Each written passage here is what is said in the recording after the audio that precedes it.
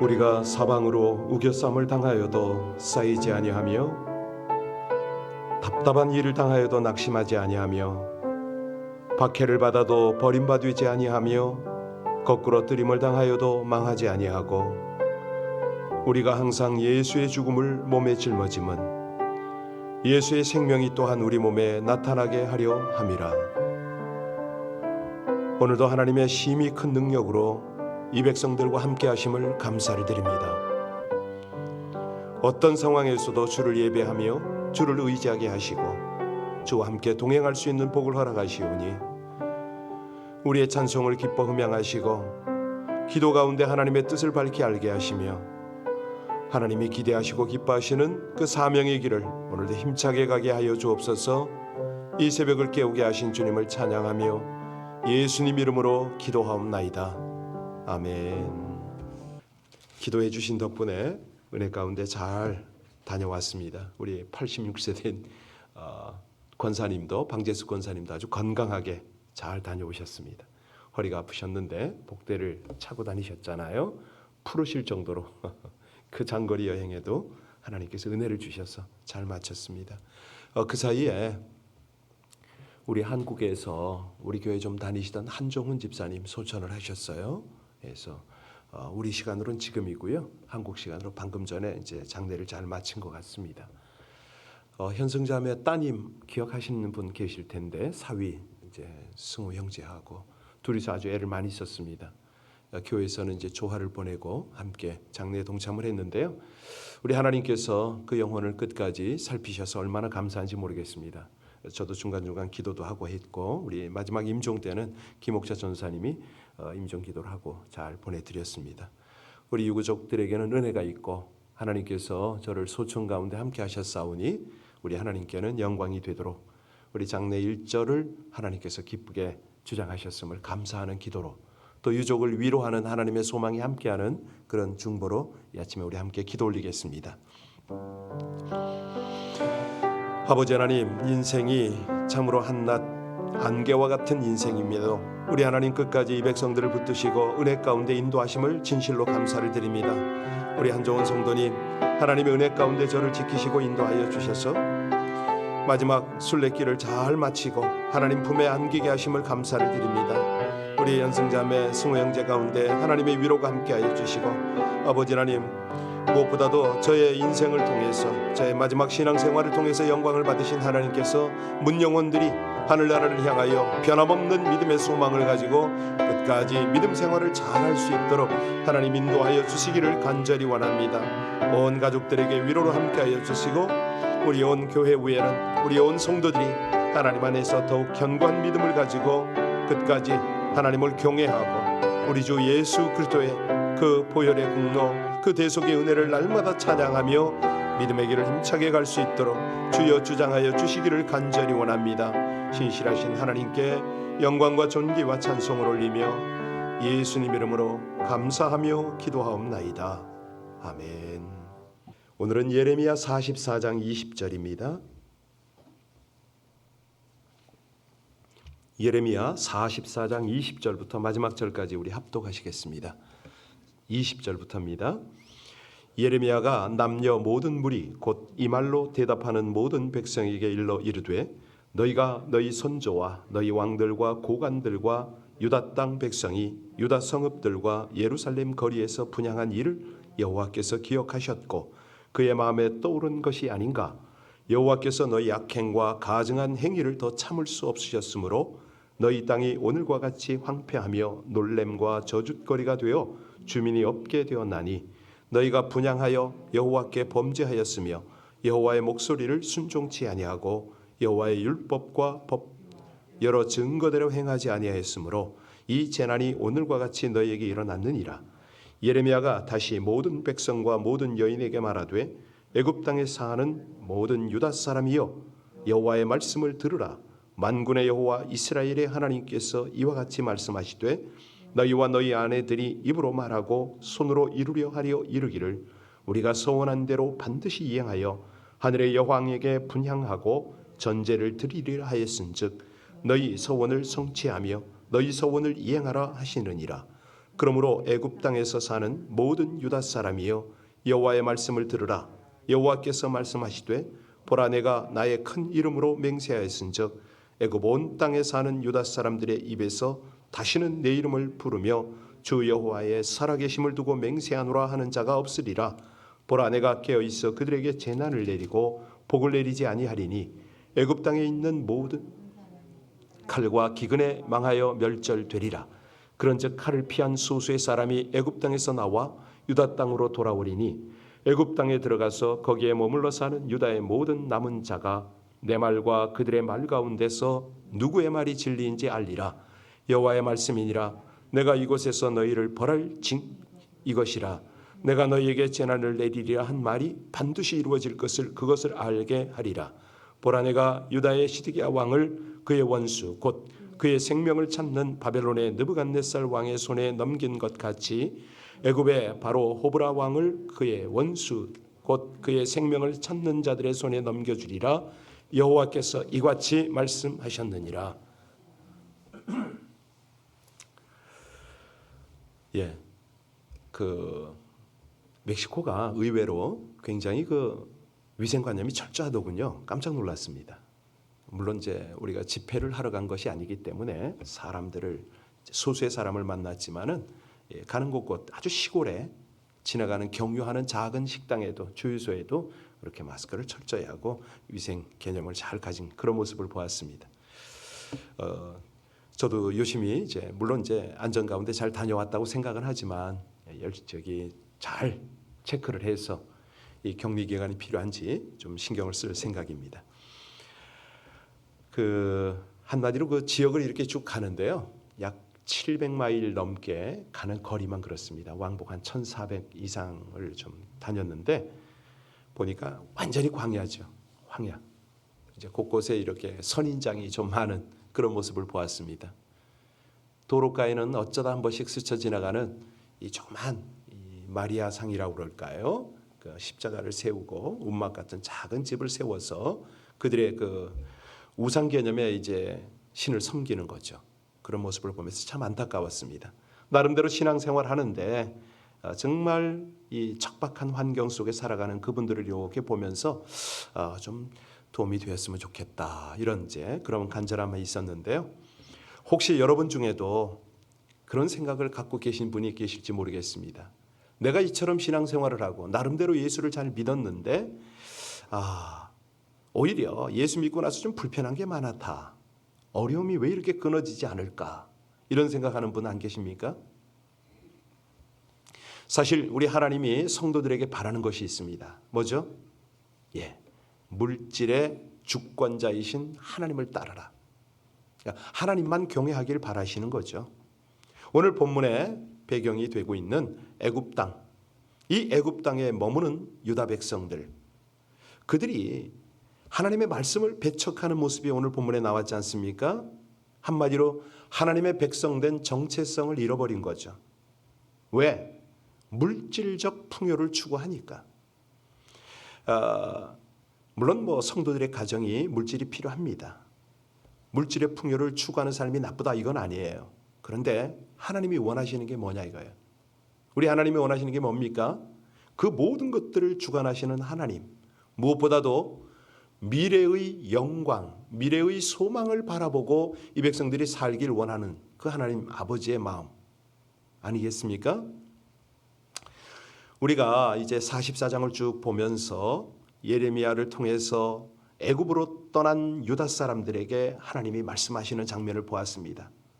3절에 보니까 이는 그들이 자기나 또 너희나 너희 조상들이 알지 못하는 다른 신에게 나아가 분향하며 섬겨서 나의 노여움을 일으킨 악행으로 말미암느니라.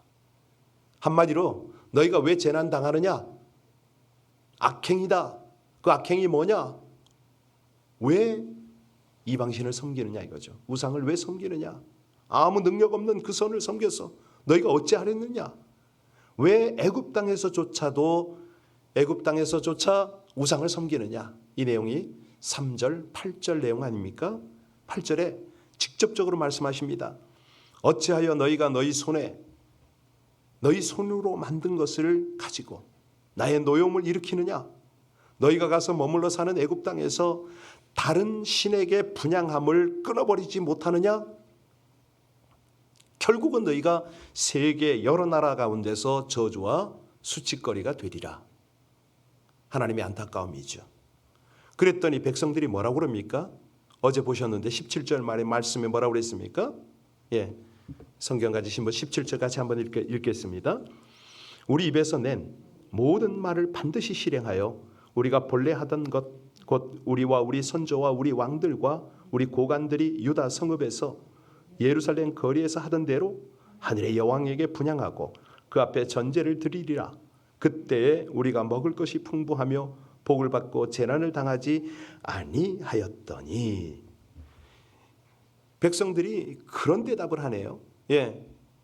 여기서 하늘의 여왕 누구죠? 아스타롯이잖아요. 그 풍요의 여신, 아이를 많이 낳게 해준다. 뭐 이런 그런 어떤 풍요의 대표적 우상이죠. 근데 이 우상을 언제 가장 많이 섬겼냐면 므낫세 왕 때요. 아주 그때 대단히 심하게 섬겼죠. 그리고 이제 요시야 왕 때는 종교 개혁을 일으켜서 이런 우상을 다시는 섬기지 못하게 해버렸습니다. 자, 그랬더니 이 유다 백성들이 뭐라고 그랬어요? 우리가 우상 섬길 때는 편안하고 번성했다, 복이 있었다 이거죠. 우리가 우상을 섬기지 않으면서부터 오히려 고생을 하게 되었다, 이 말을 하는 겁니다. 요즘 말로 하면 예수 믿지 않을 때가 편하고 좋았다는 거예요. 그런데 예수 믿고 나서 왜 이렇게 돼버렸느냐, 이런 신세 한탄을 합니다. 여러분, 그 말이 맞나요? 아니잖아요. 우상을 섬겨서 축복받고 번성한 사례가 없습니다. 물론 잠깐 동안은 잘 되는 것처럼 보일 수가 있지요. 이스라엘이요, 여로보암 왕 2세, 그러니까 여로보암 2세 때에 대단히 번영한 적이 있어요. 그런데 이제 그것이 진정한 번영이냐? 아닙니다. 이 번성을 한다고 외형만 보면 안 되는 것이요, 안에서 썩을 대로 썩고 있거든요. 아모스가 그 점을 얼마나 예리하게 야단을 쳤습니까? 왜 이렇게 되느냐면 구약시대 때 복의 개념은 재물이 많고 자녀가 많고 뭐 권세가 있고 그러면 복이라고 생각을 했잖아요. 그런 개념 때문에 그렇습니다. 이제 복이란 걸 바르게 알아야 된다, 여러 번 말씀드렸는데 이 유다 백성들은 하나님을 전혀 생각하지 않는 거예요. 하나님 아버지의 마음에는 관심이 없습니다. 자, 그랬더니 오늘 피 끓는 호소를 하는 게 20절로 22절까지거든요. 자, 20절부터 22절까지 같이 봉독합니다. 예레미야가 남녀 모든 무리 곧 이 말로 대답하는 모든 백성에게 이르되 너희가 너희 선조와 너희 왕들과 고관들과 유다 땅 백성이 유다 성읍들과 예루살렘 거리에서 분향한 일을 여호와께서 기억하셨고 그의 마음에 떠오른 것이 아닌가. 여호와께서 너희 악행과 가증한 행위를 더 참을 수 없으셨으므로 너희 땅이 오늘과 같이 황폐하며 놀램과 저주거리가 되어 주민이 없게 되었나니. 우리 하나님의 말씀에 순종하는 것은요, 단순히 심판받고 재앙 몰려오는 그런 것들이 두려워서 규칙을 지킨다, 이런 게 아니라는 거죠. 살아계신 하나님을 인정하고 그분을 경외하며 그분의 마음을 알아가는 거죠. 그러면 그분 뜻대로 살 수가 있잖아요. 물론 이제 우리 생각으로는 내 형편, 내 상태, 내 마음도 중요해요. 그러나 가장 중요한 건 뭐죠? 하나님 아버지의 마음이지 않습니까? 그분의 뜻이잖아요. 그분의 마음을 따라, 그분의 뜻을 따라 살아가는 것이 참된 백성의 도리고 의무인데, 그러면 우리 하나님은 복을 주실 수밖에 없어요. 근데 이게 왜 잘 안 되느냐? 사람들은요, 자꾸 눈에 보이는 것, 이것에 집착을 합니다. 당장 어떤 손해가, 또 어떤 이익, 이런 것들에 우리가 많이 집착을 하고 있어요. 그 내용이 23절이거든요. 자, 23절 같이 봉독합니다. 너희가 분향하여 여호와께 범죄하였으며 여호와의 목소리를 순종하지 아니하고 여호와의 율법과 법규와 여러 증거들을 행하지 아니하였으므로 이 재난이 오늘과 같이 너희에게 일어났느니라. 한번 생각해 보라는 거죠. 이 재난이, 이 재앙이 왜 왔는지를 한번 봐라. 너희가 하나님 아버지의 마음에 관심이 없어? 하나님을 멸시해? 결과는 이거 아니냐? 왜 이렇게 깨달음이 없느냐라고 호소를 합니다. 사실요, 많은 사람들은 어려운 일을 만나면 그 원인을 하나님에게서 찾으려고 합니다. 맞습니까? 여러분은 어찌하십니까? 어려운 일을 만나면 그 원인을 어디서 찾아야 됩니까? 자기 자신에게 찾아야죠. 나의 불신앙에서 이 재난이 시작된 걸 알아차려야 되는데 자꾸 핑계댑니다. 어떻게 해요? 아담과 하와처럼 선악과를 따먹으면서 핑계를 댑니다. 하나님이 내가 너에게 먹지 말라 한 그 나무 실과를 네가 먹었느냐 하니까 하나님이 주셔서 나와 함께 하게 하신 그 여자가 먹으라고, 그래서 내가 먹은 거 아닙니까? 핑계를 하와에게 돌렸죠. 아니, 하나님께 돌린 거죠. 왜 거기다 선악과를 만들어 놨냐 이거예요. 예레미야 당시에도 우리가 본문을 쭉 보고 있지만 여인들의 우상 숭배가 아주 심각했지 않습니까? 그런데 이 여인들은 누구에게 핑계를 댑니까? 남편에게 핑계를 댔습니다. 19절에 한번 돌아가서 보세요. 19절에 뭐라고 그랬습니까? 성경을 보셔야 됩니다. 여인들은 이르되 우리가 하늘의 여왕에게 분향하고 그 앞에 전제를 드릴 때 어찌 우리 남편의 허락이 없이 그의 형상과 같은 과자를 만들어 놓고 전제를 드렸느냐? 그렇죠. 남편 핑계를 대고 있어요 지금. 아니 남편들이 허락을 했으니까 우리가 이거 한 거 아니냐고.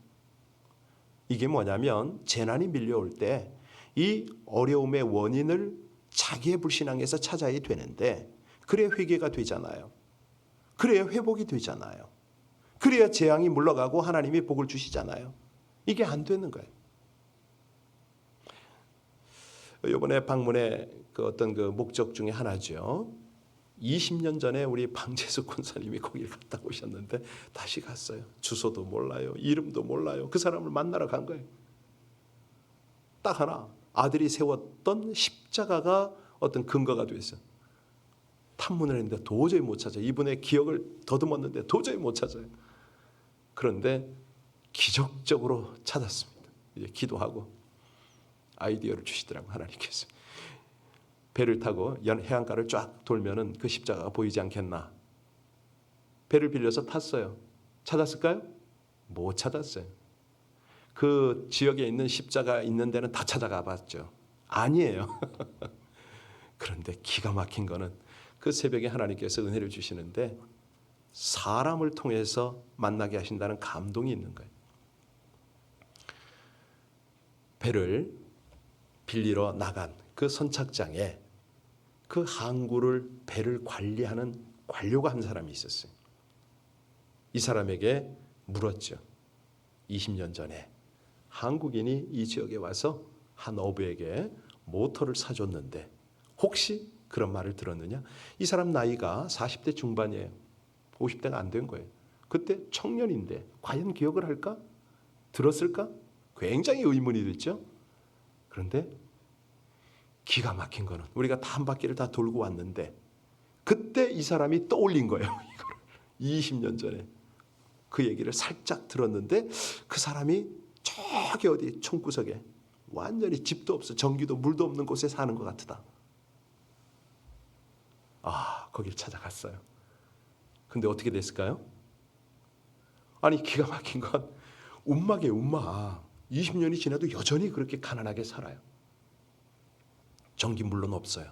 물도 없어요. 그냥 자갈밭으로 어떻게 그냥 산 꼭대기를 내려가가지고 이렇게 갔는데 도로도 간신히 갔는데 그 운막에 웬 여인이 하나 있더라고요. 아니 이게 기가 막힌 게 20년 전에 우리 방 권사님이 거기 가서 잠깐 만났을 거 아닙니까? 그 여인이 한 1, 2분 됐을까? 방 권사님하고 서로 알아본 거예요. 끌어안고 울고 난리가 났어요. 남편을 찾았죠. 남편이 저기 바다를 갔대. 이 여인 옆에는 쌍안경이 있더라고요. 쌍안경. 그리고 요만한 테이블이 하나 있는데 거기에 회 뜨는 칼을 가지런히 놓고 남편 돌아오는 걸 쌍안경을 계속 쳐다보고 있어요. 여인은 60대 중반이고 남편은 75세예요. 한참을 기다렸더니 자그마한 진짜 작은 배예요. 이 강대상 반만 한 배. 그 배를 타고 남편이 들어왔어요. 야, 너무 감동이었어요. 해밍웨이의 저기 있잖아요. 그게 생각이 나는 게 바다와 노인. 예, 조그만 이 생선을 잡아왔어요. 2탄은 내일 또 나누도록 하겠습니다. 사실요, 우리가 이런 어떤 상황들을 보면서 이제 하나님의 마음을 알아가려고 그러잖아요. 하나님께서 왜 여기를 보내셨을까? 오늘 하나님은 이 상황을 통해서 어떤 메시지를 주실까? 우리가 이 애굽 땅에 살아가는 유대인들을 이렇게 보면서 왜 하나님께서는 이 모든 과정을 허락하셨고 그 재난 가운데 하나님이 원하시는 게 뭘까? 이걸 이제 우린 본문을 통해서 알아가잖아요. 예레미야가 그나마도 거기에 관심이 있었어요. 하나님의 말씀을, 하나님의 마음을 알아차리고 그걸 전하고 있는 거예요. 야, 너희들이 하늘의 여왕을 섬기겠다고 서원했는데 정말 그렇게 할래? 한번 해봐. 그 내용이 24절로 25절이죠. 자, 24절로 25절 같이 읽겠습니다. 예레미야가 다시 모든 백성과 모든 여인에게 말하되 애굽 땅에서 사는 모든 유다 사람이여 여호와의 말씀을 들으라. 만군의 여호와 이스라엘의 하나님께서 이와 같이 말씀하시되 너희와 너희 아내들이 입으로 말하고 손으로 이루려 하기를 우리가 서원한 대로 반드시 이행하여 하늘의 여왕에게 분향하고 전제를 드리려 하였은즉 너희 서원을 성취하며 너희 서원을 이행하라 하시느니라. 마음껏 한번 해봐라 이거죠. 우리 살아계신 하나님이요, 어느 정도냐면 지금 눈에 보이지 않고 운행하지 않는 것처럼 보이죠. 그렇게 계실지라도 백성들의 말을 다 듣는 거 아닙니까? 우리 하나님이 기도할 때만 응답하시는 게 아니죠. 마치 하나님이 안 계신 것처럼 그렇게 내뱉은 말들, 그 상황 속에도 하나님이 다 듣고 계셨다는 거예요. 그리고 말씀하십니다. 애굽에 내려간 유다 백성들, 이제 다시는 하나님의 이름으로 서원하거나 하나님의 이름을 부를 수도 없을 거다. 더 이상 내가 너희 가증스러운 모습을 보고 싶지 않다. 뭐 이 내용이잖아요. 26절 보실까요? 자, 26절 같이 읽겠습니다. 그러므로 애굽 땅에서 사는 모든 유다 사람이 여호와의 말씀을 들으라. 여호와께서 말씀하시되 보라 내가 나의 큰 이름으로 맹세하였은즉 애굽 온 땅에 사는 유다 사람들의 입에서 다시는 내 이름을 부르며 주 여호와의 살아계심을 두고 맹세하노라 하는 자가 없으리라. 너희들 제발 좀 이제 가증스럽게 그렇게 살지 말라는 거예요. 하나님의 이름을 함부로 부르고 하나님을 핑계대고 남편들에게 핑계를 대는 너희들은 어떻게 복을 누리려고 하느냐. 재난밖에 없다는 거죠. 그러면서 무서운 재난을 예고하는, 재앙이죠. 예고하는 장면이 27절입니다. 27절 같이 읽겠습니다. 보라 내가 깨어있어 그들에게 재난을 내리고 복을 내리지 아니하리니 애굽 땅에 있는 모든 사람이 칼과 기근에 망하여 멸절되리라. 이 말씀이 어떻게 됐습니까? 그대로 이루어졌습니다. 어디에 보면요, 30절에 보세요. 30절에 어떻게 됐죠? 같이 읽겠습니다. 보라 내가 유다의 시드기야 왕을 그의 원수 곧 그의 생명을 찾는 바벨론의 느부갓네살 왕에 넘긴 것 같이 애굽의 바로 호브라 왕을 그의 원수들 곧 그의 생명을 찾는 자들의 손에 넘겨주리라. 여호와께서 이같이 말씀하셨느니라.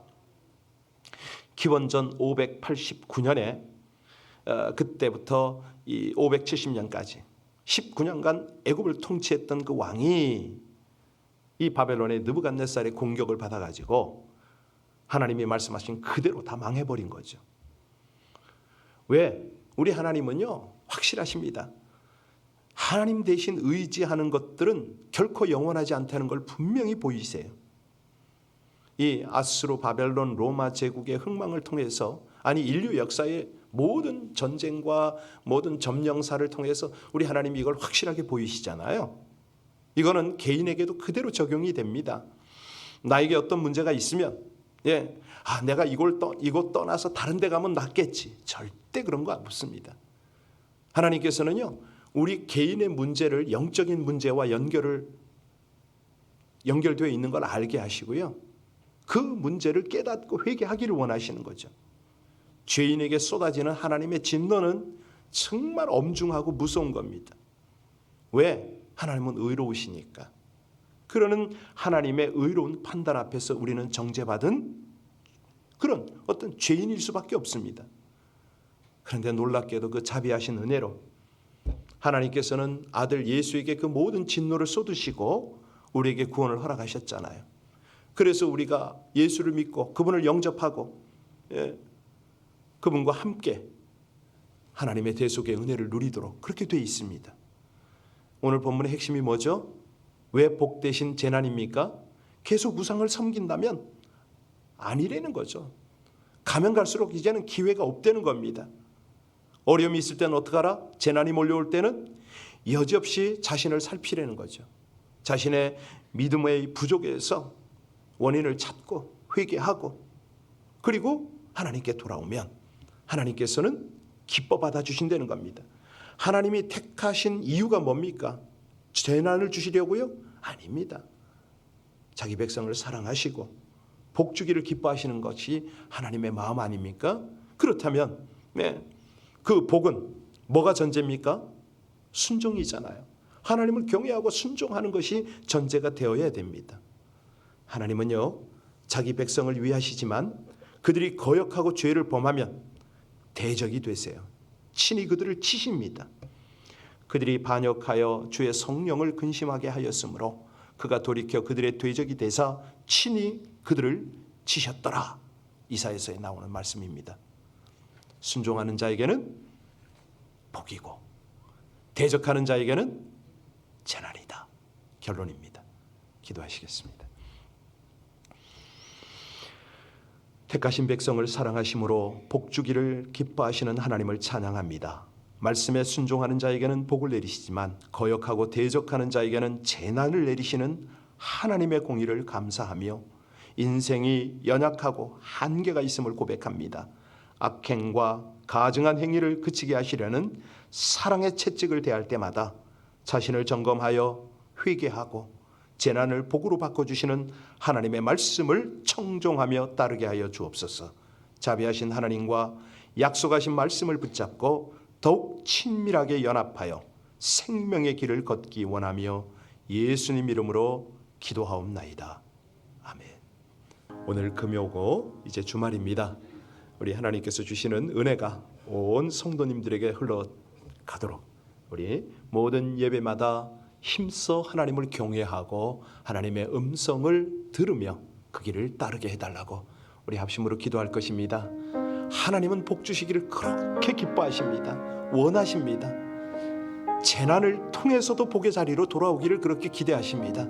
하나님, 어려움을 당하는 우리 성도들 빨리 깨닫고 주님 앞에 오게 하시고 또 재난 당하기 전에 하나님을 경외하고 온전히 주의 말씀을 청종하는 하나님의 복된 백성들의 삶이 되도록 우리 합심으로 간절히 우리 하나님, 재난이 아닌 복이 하나님의 마음임을 깨닫게 하심을 감사합니다. 임마누엘의 하나님, 그 자체가 복임을 우리가 다시 한번 고백하며 이 새벽에 중보의 자리로 나아갑니다. 합심으로 기도하겠습니다. 하나님, 우리 아버지 하나님의 귀한 은혜, 하나님의 인도를 찬양합니다. 이 아침도 깨우셔서 아버지 하나님을 바라보며 주님 주시는 은혜 속에 우리 하나님을 온전히 앙망하게 하시니 진실로 감사를 드립니다. 심령 하나님을 기대하며 기뻐하며 주의 은혜의 길을, 우리 하나님이 기대하시는 그 아름다운 동행의 길을 기도로 믿음으로 감사로 나가기를 원할 때 오 하나님 주장하여 주시옵소서. 우리의 기도가 더욱 깊어지게 하시고 하나님의 은혜로 말미암아 온전히 주를 의뢰하게 하옵소서. 할렐루야.